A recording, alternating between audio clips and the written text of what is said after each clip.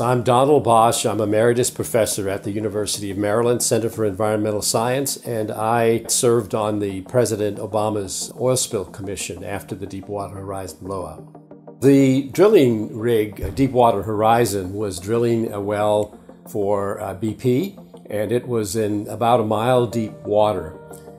BP and the rig operator, Transocean, were completing the well and made a series of misjudgments. Ultimately, the result was something like 4 or 5 million barrels of oil were released into the Gulf of Mexico.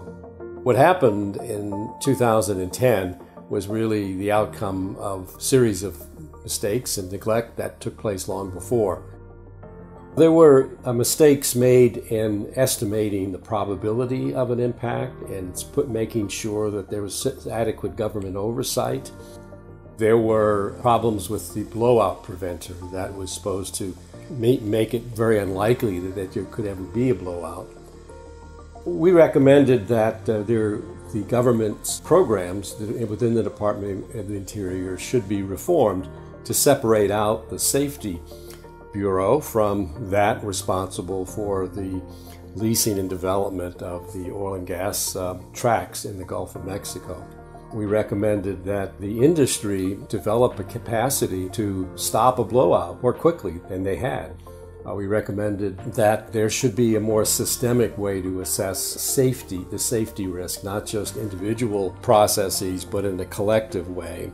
We recommended that Congress take action to put them in law and to make and increase, for example, the liability limits, which were ridiculously low at $75 million for an offshore blowout from an offshore facility.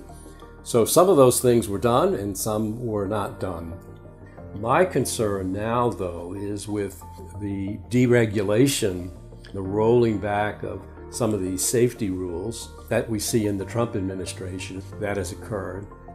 One is that there is a very important thing of maintaining the proper safety margin in the drill, in the pressure that you see down in the deep in a well, and they relaxed that requirement.